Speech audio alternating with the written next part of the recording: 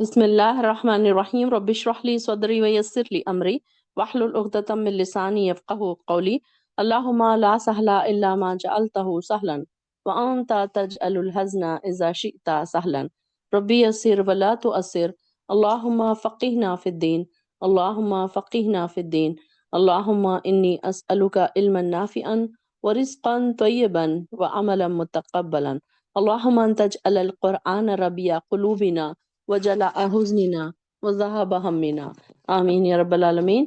چلیے دیکھتے ہیں آیت نمبر 121 سے سورہ نیسا۔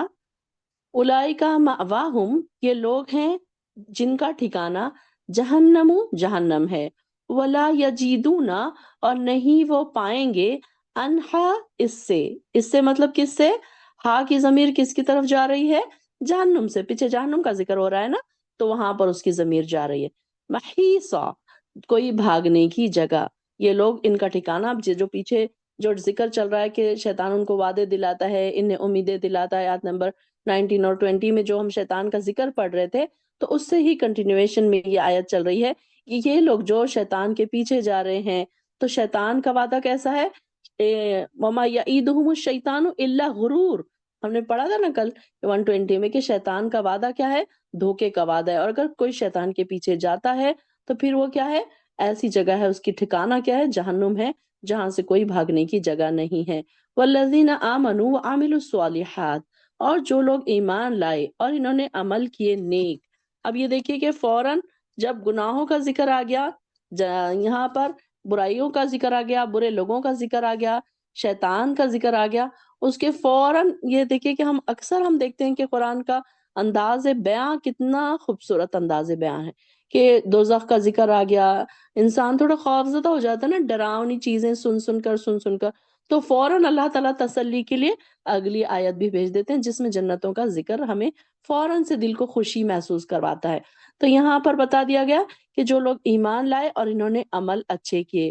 اب یہاں پر دو چیزوں کی شرط لگائی گئی ہے جنت میں جانے کے لیے۔ سندخلہم، تو ان قریب ہم انہیں داخل کریں گے، جنات تجری، ایسے باغات میں، تجری بہتی ہیں، من تحتها الانہار، ان کے نیچے سے نہریں، تحتها، تحت بھی کیا ہے؟ اردو کا ورڈ ہے، نیچے، تو یہ انہار نہروں کی جمع، یہ بھی اردو کا ورڈ ہے۔ خالدین فیہا، وہ ہمیشہ رہیں گے، فیہا ان میں، ابداً ابد تک، آخری وقت تک۔ وعد اللہ حقا، اللہ کا وعدہ سچا ہے۔ یہاں پر دو وعدوں کا ذکر قرآن میں آتا ہے، ایک شیطان کا وعدہ۔ شیطان کا وعدہ کیا ہے؟ اللہ غرور، ورما یعیدہم شیطان، شیطان تم کو وعدہ کس کا کرتا ہے؟ دھوکے کا۔ اور اللہ کا وعدہ کیسا ہے؟ اللہ کا وعدہ سچا ہے، حقا، سچا ہے۔ ومن اصدق، اور کون زیادہ سچا ہے، من اللہ قیلا، بات کرنے میں، یعنی کہ اللہ کی باتوں کے علاوہ اور کون سچا ہے؟ اصدقا، دیکھیے کہ اردو کی الفاظ اس میں سے ڈھونڈنے کی کوشش کیجیے۔ جب آپ کوئی الفاظ کو پروناؤنس کریں نا، تو اس میں سے اردو کے ورڈ کو ڈھونڈنے کی کوشش کیجیے۔ صداقت، صدق، صادق، یہ سب اردو کے ورڈ ہے نا، سچائی کے لیے جو استعمال ہوتے ہیں۔ تو یہ دیکھیے کہ آپ کو اردو کے ورڈ کہیں نہ کہیں مل جائیں گے۔ تو یہاں پر بھی یہی بات بتائی جا رہی ہے کہ لوگوں کو ایمان لانے کے لیے کہا جا رہا ہے، سب سے پہلے کرائٹیریا کیا ہوگا، شرط کیا ہوگی جنت میں جانے کے لیے، کہ انسان، ہم دیکھتے ہیں کہ ہمارے آس پاس بہت سارے نان مسلم سے بہت نیکیوں کے کام کرتے ہیں، لوگوں کو کھانے کھلا رہے ہیں، اسکول میں پیسے دے رہے ہیں، لوگوں کی شادیاں کروا رہے ہیں، لوگوں کو گھر بنا کے دے رہے ہیں، لیکن ان کی یہ شرط نہیں ہے، ان کے پاس یہ شرط نہیں ہے کہ وہ اللہ کو راضی کرنے کے لیے کام کر رہے ہیں۔ ان کے سارے کام کس لیے ہے؟ کہ وہ دنیا کو دکھائیں، یا دنیا کی کوئی شہرت حاصل کرے دنیا کی۔ تو ان کا انٹینشن صرف اتنا ہے، کیونکہ ان کے پاس ایمان نہیں ہے۔ ایمان، یہاں پر ایمان کی شرط لگائی گئی ہے کہ وہ لوگ جو ایمان لائے، اور ایمان لانا پھر کافی نہیں ہے، یہ دو چیزیں ہمیشہ ساتھ ساتھ چلتی ہیں۔ آپ نے دیکھا، آبزرو کیا آپ نے، ہمیشہ ساتھ ساتھ چلتی ہیں۔ اب کوئی تو صرف ایمان لا لیا، بہت سارے لوگ مسلمان ہیں، جیسے کہ ابھی ہم نے ڈسکس کی کافی لمبی، کہ ایمان لانا کافی نہیں ہے، کہ جیسے کہ انہوں نے بھی کہا، یہود اور نصارہ نے بھی کہا کہ ہم انبیاء کی اولاد ہیں تو ہم جنت میں چلے جائیں گے۔ پھر اسی طریقے سے مسلمانوں نے بھی کہا کہ ہم نبی کی امت ہے، خیر امتن ہے ہم، تو ہم بھی جنت میں چلے جائیں گے. تو نہیں، یہ بات نہیں ہے. بس آمنو کے بعد عمل الصالحات، عمل بھی نیک ہونا چاہیے. تو ایسے لوگوں کو یہ دو چیزیں جب ایک جگہ ہوں گی تو پھر کیا ہوگا؟ سندخلہم جنات، تو ان قریب ہم ان کو جنت میں داخل کریں گے. تو یہاں پر یہ بات ہمیں پتہ چل گئی کہ چاہے انسان کلمہ گو ہو، چاہے انسان نیک ہو، ایمان والا ہو، لیکن اگر تو وہ نیک عمل نہیں کر رہا. آپ سمجھ لیے، ایک ایگزامپل دیکھ لیجئے، کوئی مسلمان ہے، اب وہ چور ہے، ڈاکو ہے، شرابی ہے، تو کیا وہ جنت میں چلے جائے گا؟ اس کے پاس عمل صالح نہیں ہے نا، تو وہ تو گناہ کے کاموں میں مصروف ہے. تو کیا وہ یہ سوچے کہ نہیں، میں تو مسلمان ہوں، میں تو مسلمان گھر میں پیدا ہوا ہوں، تو میں ضرور جنت میں چلا جاؤں گا؟ کیا پاسبل ہے؟ ایک چھوٹی سی بات ہے، مطلب ایک کامن سی بات ہے. اگر ہم چھوٹے بچے کو بھی پوچھیں گے تو وہ بھی کہے گا کہ نہیں نہیں، وہ تو جنت میں نہیں جائے گا، کیونکہ اس کے پاس عمل صالح نہیں ہے. اور کوئی انسان عمل صالح کر رہا ہے لیکن اس کے پاس ایمان نہیں ہے، تو وہ بھی جنت میں نہیں جائے گا. جیسے کہ نان مسلم سے، اگر وہ عمل صالح کر رہے ہیں، کھانا کھلا رہے، پانی پلا رہے، غریبوں کی مدد کر رہے، اسکول بنا رہے، کالج بنا رہے، جو بھی کام کر رہے ہو نیکی کے، عمل صالح تو ہے ان کے پاس لیکن ایمان نہیں ہے ان کے پاس. تو یہ دو چیزیں ہمیشہ آپ دیکھیں گے قرآن میں، ہمیشہ یہ دو چیزوں کا ساتھ ساتھ ذکر آتا ہے. تو ہمیشہ ہم کو بھی یہ چیک کرنا چاہیے کہ ہم ایمان والے گھروں میں پیدا تو ہو گئے، لیکن کیا عمل صالح ہے ہمارے پاس؟ اور کیسے عمل ہے؟ کیا ہمارے عمل ضائع تو نہیں ہو جا رہے؟ کیا ہم ریاکاری تو نہیں کر دے رہے؟ اب کوئی انسان تہجد گزار تو ہے لیکن وہ لوگوں کو کیا کہتا پھرتا ہے کہ میری تو تہجد نہیں چھٹتی، میں تو ہمیشہ تہجد پڑھتا ہوں، تم بھی پڑھو، تم کیوں نہیں پڑھتے، تم تو کیسے ہو، تم تو فرض نماز ہی نہیں پڑھتے. مطلب کبھی کبھی باتوں باتوں میں ایک چھوٹا سا جملہ انسان کا ساری عبادتوں پر پانی پھیر سکتا ہے. تو اللہ تعالیٰ سے دعا بھی کرے کہ اللہ، ہم بھی کمزور انسان ہیں، ہم بھی عام انسان ہیں، ہم بھی کمزور انسان ہیں. میں آپ کی تو بات نہیں کر رہی، میں اپنی ہی بات کر رہی ہوں کہ کبھی کبھی باتوں باتوں میں کوئی ایسی بات ہم سے منہ سے نہ نکل جائے. اللہ تعالیٰ سے ہم دعا کرتے رہے کہ اللہ ایسی کوئی بات ہم سے منہ سے نہ نکل جائے کہ ہمارے نیکیاں ضائع ہو جائیں. اللہ تعالیٰ ہماری جو نیکیاں ہیں نا، ٹوٹی پھوٹی چھوٹی بڑی جو نیکیاں ہیں، اللہ ہمارے پاس تو پہلے ہی بہت کم، اللہ لیکن اس کو سنبھال کر رکھ تو، اس کو ضائع مت ہونے دے. کوئی ایسا ہم سے کام سرزد نہ ہو جائے، کوئی بات ہمارے منہ سے ایسی نہ نکل جائے، کوئی ایسا کام نہ ہم سے سرزد ہو جائے جس سے ہماری نیکیاں ضائع ہو جائیں. کیونکہ ہم نے سنا نا وہ حدیث کہ قیامت کے دن کئی لوگ ایسے بھی آئیں گے کہ پہاڑوں کے برابر ان کے پاس نیکیاں ہوں گی، لیکن ان کی نیکیاں ریت کی ذرات کی طرح اڑا دی جائیں گی. اللہ اکبر، کتنا بدقسمت ہوگا وہ انسان. اللہم لا تجعلنا من. ہم بھی کبھی کبھی نا کچھ باتوں باتوں میں کچھ ایسی باتیں ہمارے منہ سے بھی نکل جاتی ہیں کہ یہ کہ اللہ تعالیٰ بچائے ہم کو بھی. کیا کبھی کبھی زیادہ باتونی شخص بھی یہ ہوتا ہے کہ کچھ چیزیں کسی کو ہرٹ کرنے والی ہے، کچھ ایسی ریاکاری والی باتیں ہیں، کچھ اپنی پراؤڈ کرنے والی باتیں، اپنے آپ کو بڑا بتانے والی باتیں، کچھ بھی ایسی چیزیں ہمارے منہ سے کبھی کبھی نکل جاتی ہے اور ہمیں ریئلائز بھی نہیں ہوتا. تو اللہ تعالیٰ سے دعا کیا کرے کہ اللہ ایسا نہ ہو کہ ہمارے اعمال ضائع ہو جائیں، پہلے ہی ہمارے پاس بہت کم ہے. اب یہ دیکھیے کہ کوئی بیچارہ غریب انسان ہے، ہینڈ ٹو ماؤتھ ہے، تھوڑے سے پیسے اس نے گھر میں جمع کر کے رکھے اور چور آ کے اس کی بھی چوری کر کے لے کر چلا گیا، تو اس کا کیا حال ہوگا؟ وہ بیچارہ اتنی محنت کر کر کے تھوڑے سے پیسے اس نے جمع کیے تھے، ہو سکتا ہے کہ بیٹی کی شادی کے لیے کیے ہوں یا ہو سکتا ہے گھر بنانے کے لیے کیے ہوں، جو بھی ہے، اور اچانک اس کے گھر میں چوری ڈاکہ پڑ گیا. تو بالکل اسی طریقے سے انسان کا بھی حال ہے کہ وہ مشکل سے ساری زندگی بیٹھ کے چھوٹے چھوٹے نیکیاں کماتا ہے اور پھر بعد میں کوئی ایسی بات اس سے سرزد ہو جاتی ہے کہ اس کے سارے نیکیاں ضائع ہو جاتے. یہ بھی ہمیں کوشش کرنی چاہیے کہ ہمارے کہیں نیکیاں ضائع نہ ہو جائیں. اللہ تعالیٰ ہمارے نیکیوں کو سنبھال کر رکھ. اللہ ہم سے کوئی ایسی بات نہ سرزد ہو کہ جس کی وجہ سے ہماری نیکیاں ضائع ہو جائیں. اور پھر ان کے لیے جنت ہے جن کے لیے، اب دیکھیے کہ میں سمجھتی ہوں کہ میں امید کرتی ہوں کہ یہ جو آیت ہے نا جنت والی، کہ جنات تجری من تحتها الانہار خالدین فیہا ابدا، یہ تو آیت میں سمجھتی ہوں سب کو میننگ کے ساتھ یاد ہو گئی ہوگی. ہو گئی ہے نا؟ بتائیے گا مجھے ضرور کہ ہو گئی ہے نا یہ آیت. کتنے بار ہم پڑھ چکے ہیں، ایون ہم دور قرآن میں بھی ہم اس کے اتنا زیادہ پڑھ چکے ہیں اس کو. تو مجھے امید ہے کہ ساری بہنوں کو ماشاءاللہ سب نے کہا ہے کہ ہاں یاد ہو گئی ہے، ماشاءاللہ بہت خوب. اب دیکھیے نا کہ ہم نے نہ لکھا، نہ ہم نے پڑھا، نہ ہم نے یاد کرنے بیٹھے، لیکن یاد ہو گئی یہ آیت کیونکہ اتنی بار ہم پڑھ چکے ہیں. تو جب یہ قرآن کے کچھ ورڈز بار بار ریپیٹ ہوتے ہیں نا، وہ خود بخود یاد ہو جاتے ہیں. بس کوشش یہ کرنی چاہیے ہم کو کہ ہم نے اپنی کلاسز کبھی چھوڑنی نہیں. اگر ہم چھوڑیں گے تو ساری چیزیں بھول جائیں گے.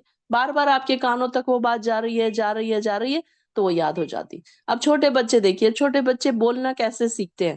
ہم ان کے سامنے کوئی ایک بات بار بار بار بار دہراتے ہیں، ہم اللہ سکھاتے ہیں ان کو، بسم اللہ سکھاتے ہیں ان کو، ہم بار بار ان کو دہراتے ہیں نا، تو وہ ان کے کانوں پر جا کے ٹکراتی رہتی ہے، تب وہ کوئی ان کو وہ یاد ہو جاتی کہ ہاں یہ ایسے کہہ رہے تھے، ان کو لپسنگ ایسی کرنا ہے، تو وہ پھر فوراً وہ بول دیتے۔ تو ہمارا بھی وہی حال ہے، ہم بڑے ہیں حالانکہ، لیکن یہ دیکھیں کہ ہمارے کانوں پہ جو بات بار بار بار بار آئے گی تو پھر کیا ہوگا کہ انسان وہ یاد کر لے گا۔ تو اسی طریقے سے یہ آیت ماشاء اللہ سے سب کو یاد ہو چکی ہے۔ اور یہاں پر دو وعدوں کا بھی ذکر آ رہا ہے کہ ایک شیطان کا وعدہ دھوکے کا ہے اور اللہ کا وعدہ سچا ہے۔ لئیسا بھی امانیکم، نہیں ہے تمہاری خواہشات پر، ولا امانی اہل الکتاب، اور نہ اہل کتاب کی خواہشات پر، من یعمل، جو کوئی یعمل عمل کرے، سوءن برا، یجزا بھی، تو اس کو بدلہ دیا جائے گا اس کے ساتھ، ولا یجد، اور نہیں وہ پائے گا، لہو اپنے لیے، من دون اللہ، اللہ کے سوا، ولین، کوئی دوست، ولا نصیرا، اور نہ کوئی مددگار۔ اب یہاں پر بھی دیکھیے کہ بات بتا دی گئی کہ تمہاری خواہشات کچھ بھی ہوں گی، تم یہ سوچ رہے کہ ہم جنت میں چلے جائیں گے، ہم بخشے بخشائے ہوئے ہیں، جیسے کہ ابھی یہ بات کا ذکر ہو رہا تھا کہ انسان شیطان جن راہوں سے انسان کو گمراہ کرتا ہے، ان میں سب سے زیادہ قابل ذکر سستی کی بات ہے کہ انسان سوچتا ہے چلو چھوڑو ٹھیک ہے نا، میں نے اتنا بھی کر لیا تو بس اللہ تعالیٰ جنت میں مجھے ڈال ہی دے گا، کہ ہر انسان کو صرف وہی ملے گا جو اس نے کمایا ہے۔ یہاں پر یہ بات بتا دی گئی کہ جو انسان کمائے گا سو ان، چاہے وہ برا کام ہو، اس کو بدلہ دیا جائے گا۔ تو یہاں پر جب یہ آیت نازل ہوئی تو یہاں پر صحابہ جو تھے وہ رونے لگے کہ اللہ، ہمارے پاس تو چھوٹے چھوٹے بہت سارے ایسے چیزیں ہم سے سرزد ہو گئی، اگر اس کا اللہ تعالیٰ نے ہمیں پکڑ لیا تو کیا ہوگا؟ تو یہاں پر یہ بات بتائی جا رہی ہے کہ کیا ہے، تمہاری خواہشات کچھ بھی ہو سکتی ہیں، اور اہل کتاب کی خواہشات پر بھی دنیا نہیں، ان کا جزا اور سزا کا عمل نہیں ہوگا، بلکہ دیکھیے کہ یہ جو تھے اہل کتاب کا کیا خیال تھا کہ ہم نبیوں کی اولاد ہیں، ہم بخشے بخشائے ہیں تو ہم جنت میں ضرور چلے جائیں گے، یہی ان کا تھا نا۔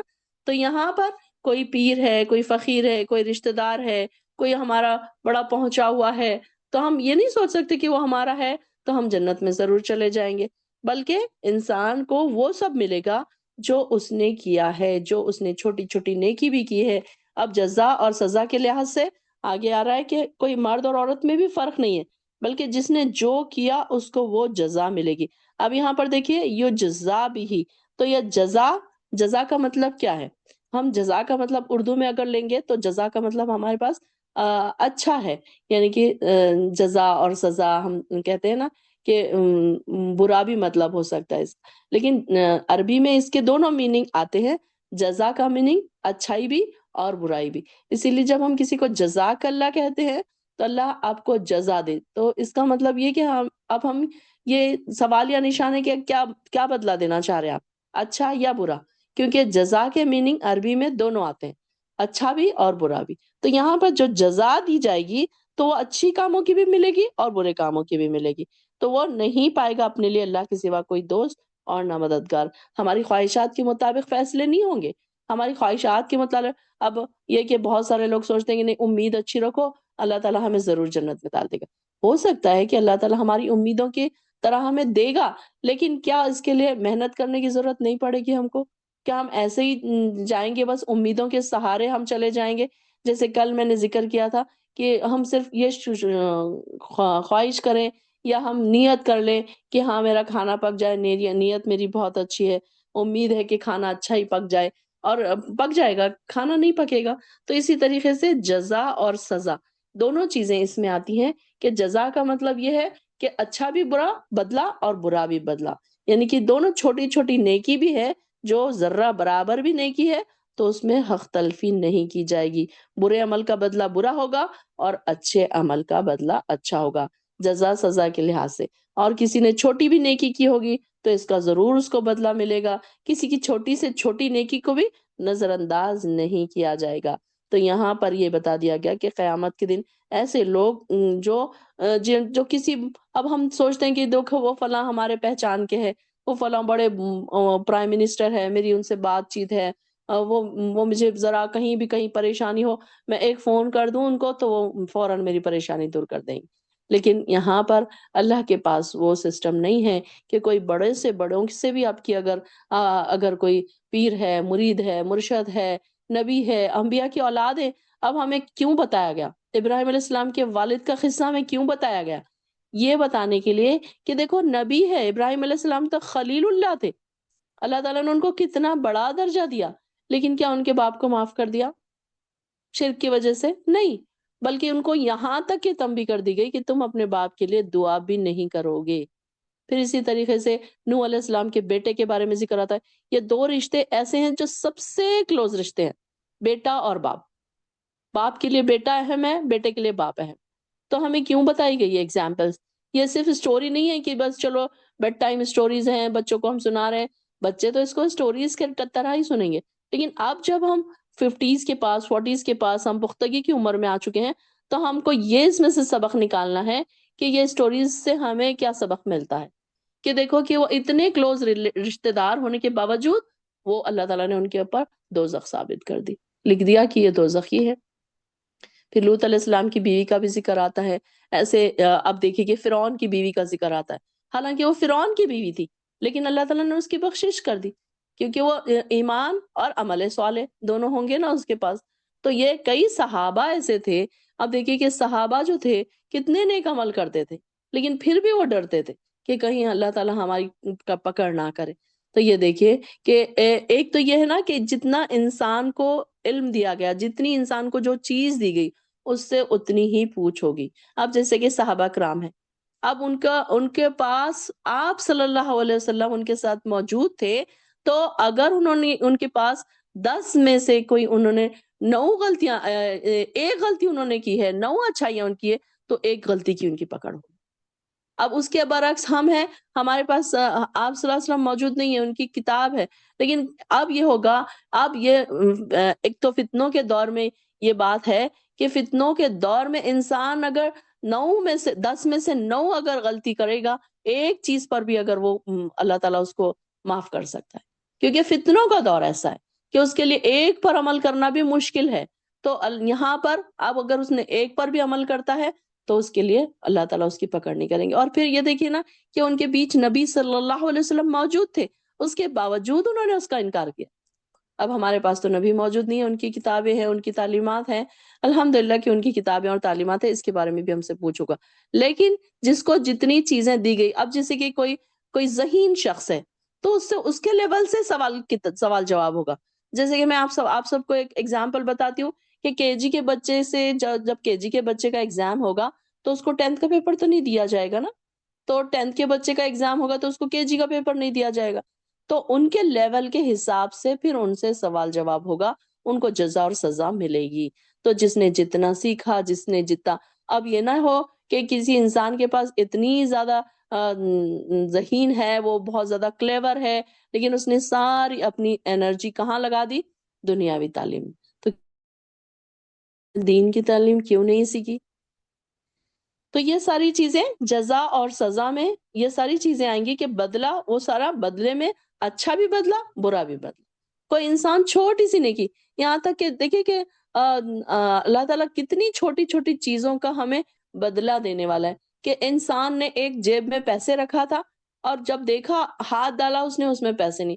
اب دیکھیے کہ وہ وقت کتنا، ایک سیکنڈ کے لیے جب وہ پیسے دوسری جگہ جب تک نہیں ملتے، وہ لمحہ جو ہوتا ہے، تو وہ لمحہ کتنا انسان کو پینک کر دیتا ہے کہ ارے کہاں گئے پیسے، کہاں گئے؟ اور غریب لوگوں کے لیے تو تھوڑے سے پیسے بھی بہت معنی رکھتے ہیں نا، تو اتنی دیر جو اس کو تکلیف پہنچی، اللہ تعالیٰ اس کا بھی اجر اس کو دینے والا ہے کہ چلو ہم نے تو سنا تھا کانٹا چبھنے کی بھی ہم کو اجر ملے گا۔ تو ایسی کئی آزمائشیں، کئی پریشانیاں ایسی ہیں کہ جس کے اوپر انسان کو تکلیف پہنچی اور اس میں وہ پریشان ہوا، اللہ تعالیٰ نے اس کا بھی اس کو اجر دے دیا۔ تو وہ بھی اس کے کبھی کبھی ہوتا ہے نا کہ انسان کے پاس نیکیاں کم ہوتی ہیں، تو اللہ تعالیٰ اسی وجہ سے تو ہم پر آزمائشیں ڈالتا ہے، بیماریاں ڈالتا ہے۔ تو یہی بات ہے نا کہ آزمائشیں جو آ رہی، بیماریاں جو آ رہی، اس کا اجر بھی ہمیں مل رہا ہے۔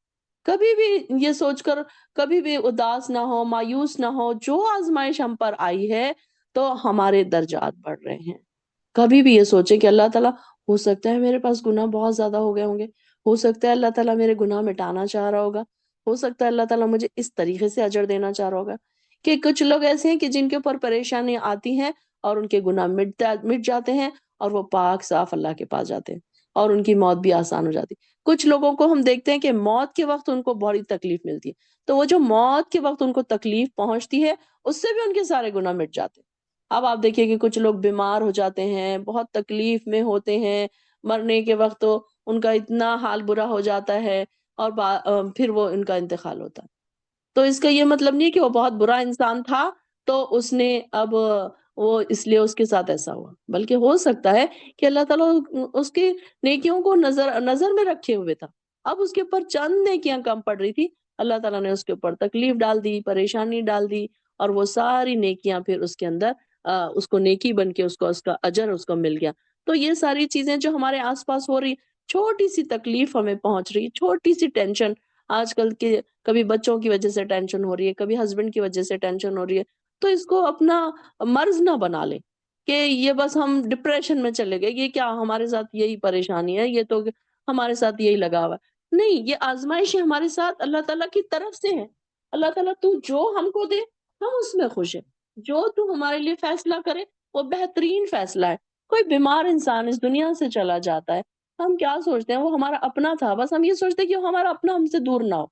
تو یہ سوچیں، ہو سکتا ہے کہ اس کی بیماری میں اس کو اللہ تعالیٰ راحت دینا چاہ رہا ہے، تو اس کو راحت دے دیا اللہ تعالیٰ نے۔ اب یہ جو کل ہماری جو دوست کا انتقال ہوا، اب میں بھی یہی سوچ رہی تھی کہ بیچاری کا مائنڈ، برین اس کا آدھا برین اس کا ڈیڈ ہو چکا تھا، اب وہ کیسے سروائیو کرتی؟ اگر وہ زندہ بھی رہتی تو وہ تو مردہ لاش کی طرح ہی ہوتی نا، نہ اس کا دماغ کام کر رہا ہے، نہ اس کے ہاتھ پاؤں کام کر رہے ہیں۔ تو اللہ تعالیٰ کے فیصلے بہترین نہیں ہے کیا؟ سوچیں کبھی کبھی بیٹھ کے ہم یہ نہیں، ہم چاہتے ہیں کہ ہمارے اپنے ہم سے دور نہ ہو، کوئی پریشانی ہم پر نہ آئے، تو ہم تو اتنی نمازیں پڑھ رہے ہیں، اتنی تہجد پڑھ رہے ہیں، اتنے روزے رکھ رہے ہیں، تو ہم یہ چاہتے ہیں کہ ہمارے پاس کوئی پریشانی نہ ہو، بس ہماری ساری دعائیں قبول ہو جائے۔ نہیں، کچھ دعاؤں کا قبولیت کا بھی وقت ہوتا ہے، کچھ آزمائشیں بھی ہوتی ہیں۔ آپ دیکھیے کہ کیسے ایوب علیہ السلام کے اوپر کتنا لمبا عرصہ بیماری رہی، کیا وہ اللہ کے نبی نہیں تھے؟ کیا ان کے اوپر آزمائش کیوں آئی پھر؟ کیا وہ برے انسان تھے؟ نہیں نا۔ تو یہ ہم کیوں سوچتے ہیں کہ ہم بڑے اچھے ہیں، ہم بڑے نیک ہیں، ہمارے پاس کوئی آزمائش آئے ہی نہ؟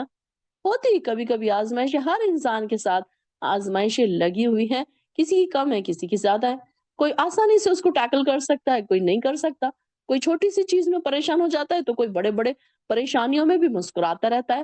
تو اصل وہی ہے، اصل ہمت کا کام وہ ہے کہ آپ کے پاس پریشانیاں آئیں اور آپ مسکراتے رہیں۔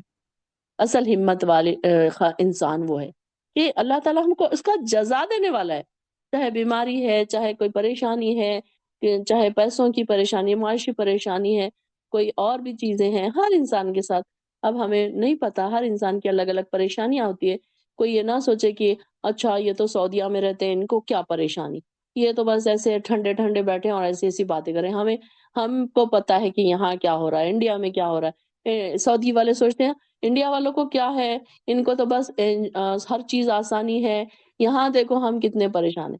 ہم نہ پریشان آپ ہیں نہ ہم، صحیح پریشانی اگر ہم دیکھیں، یہ لوگوں کی طرف دیکھیے کیسے ان لوگوں کے پاس دن اور رات ان کے اپنے جا رہے ہیں، غزہ کے حالات دیکھیے، کھانے کو نہیں ہے، پینے کو نہیں ہے، گھر نہیں ہے۔ کیا ہم ان کے سامنے اپنی زندگیوں کو نہیں رکھتے؟ ہم اپنی زندگیوں کو رکھا کریں ان کے سامنے، پھر دیکھیں کہ کیا میری آزمائش بڑی ہے، کیا میری پریشانی بڑی ہے۔ میں تو سوچتی ہوں نا کہ اس دن جب سعودی عربیہ میں جب الارام بج گیا تھا کہ چاند رات کے دن، تو میں سوچ رہی تھی کہ غزہ کے لوگوں کا کیا حال ہوتا ہوگا کہ وہ دن رات بموں کی آوازیں سنتے ہیں۔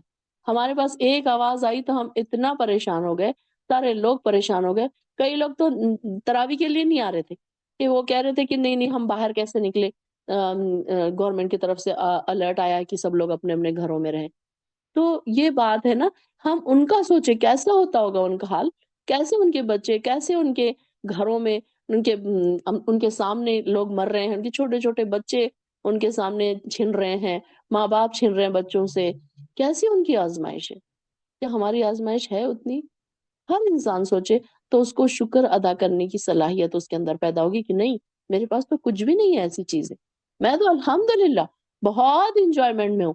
کبھی کبھی سوچے آپ کہ آپ کو یہ لگے گا کہ میں تو شاہی لوگوں کی طرح زندگی گزار رہی ہوں، جیسے کہ کوئی راجا مہاراجاؤں کی زندگیاں ہوتی ہیں، ان کی طرح میں زندگی گزار رہی ہوں۔ آپ کو یہ ریئلائز ہوگا کہ ہم اپنی نعمتوں کی طرف دیکھنا شروع کریں۔ ایکچولی یہ بات ہے نا کہ شیطان کا جو وعدہ ہے، دھوکے کا وعدہ ہے نا، کہ شیطان ہمیں اس طرف دیکھنے نہیں دیتا، شیطان ہمیں اس کی طرف آنے نہیں دیتا، شکر کی طرف نہیں آنے دیتا، اپنی پوری نگیٹو چیزیں ہمیں شیطان دکھاتا رہتا ہے۔ دیکھو تمہارے ساتھ کیسا ہوا، دیکھو تمہارے ساتھ یہ بھی ہوا، دیکھو فلاں تو کتنے انجوائے کر رہے ہیں، وہ تو ایک نماز نہیں پڑھتے۔ آتا ہے خیال ہمارے آس پاس کے لوگوں کو دیکھ کر، یہ خیال ہمیں آتا ہے کہ دیکھو فلاں تو کبھی ایک سجدہ نہیں کرتے، لیکن اللہ تعالیٰ نے دیکھو ان کو کتنی آسانیاں دی ہیں، ان کے بچے ایسے، ان کا گھر ایسا، ان کی گاڑی ایسی کہ ہاں ان کو کوئی پریشانی نہیں ہے۔ یہ خیال آتا ہے نا ہم کو، تو ہم کبھی ان کی طرف نہ دیکھیں۔ اگر تو اللہ تعالیٰ ہم کو آزمائشوں میں مبتلا کر رہا ہے، تو اس کا مطلب یہ ہے کہ اللہ تعالیٰ ہمارے گناہوں کو مٹا رہا ہے، ہماری نیکیوں کو بڑھا رہا ہے، ہمارے درجات کو بڑھا رہا ہے۔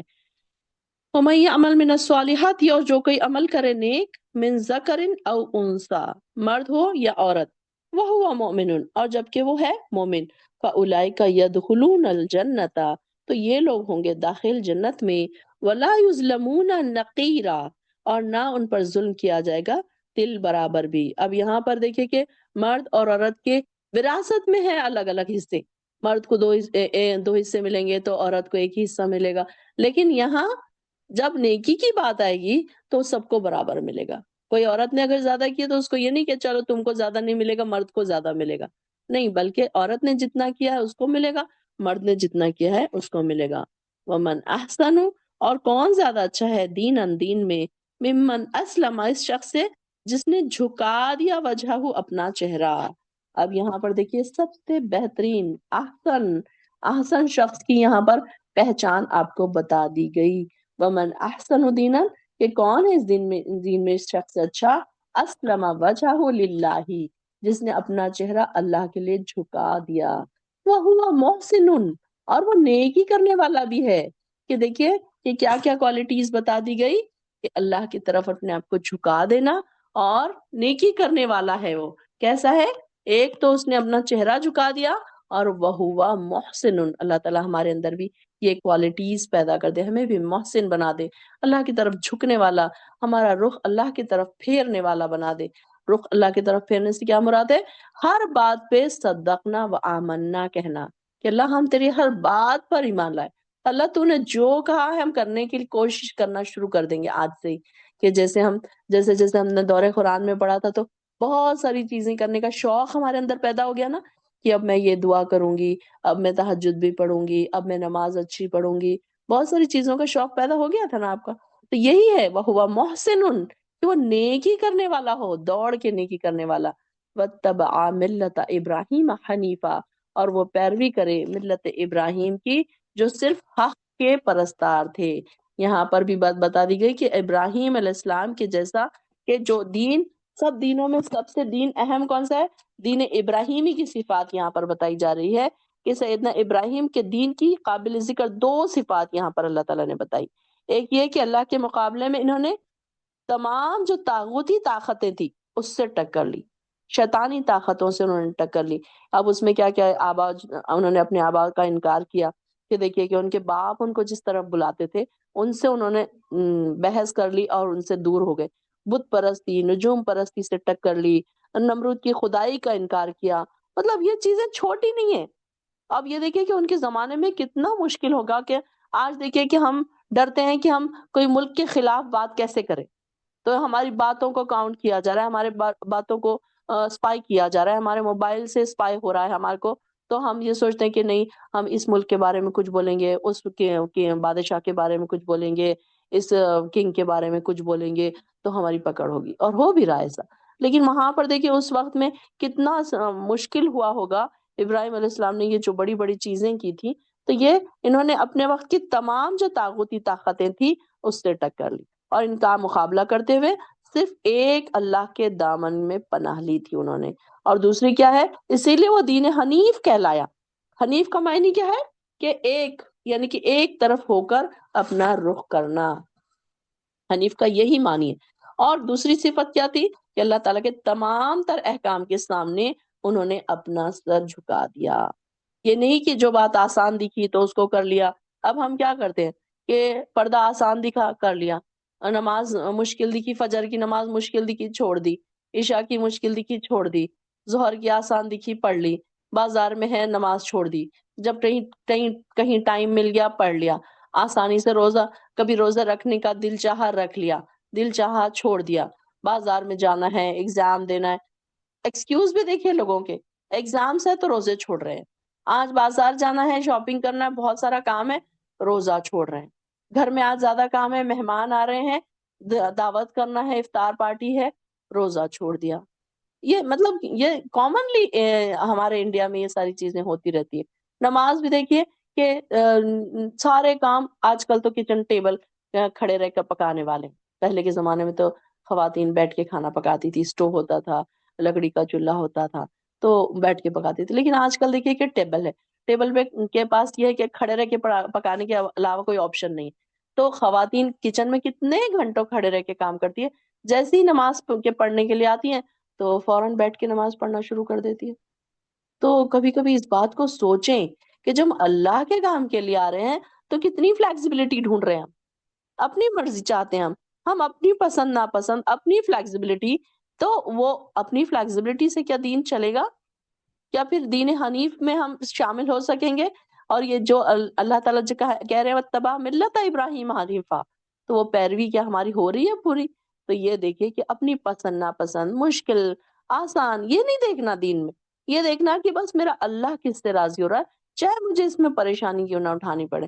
آپ دیکھیے کہ ہمارے لیے تو جنگوں میں جانا نہیں ہے، محنتیں کرنا نہیں ہے. پہلے کے زمانے میں صحابہ کو کتنے بڑے بڑے ٹاسک تھے نا، ہارڈ ٹاسک تھے. ہم کو تو نہیں ہے وہ ٹاسک.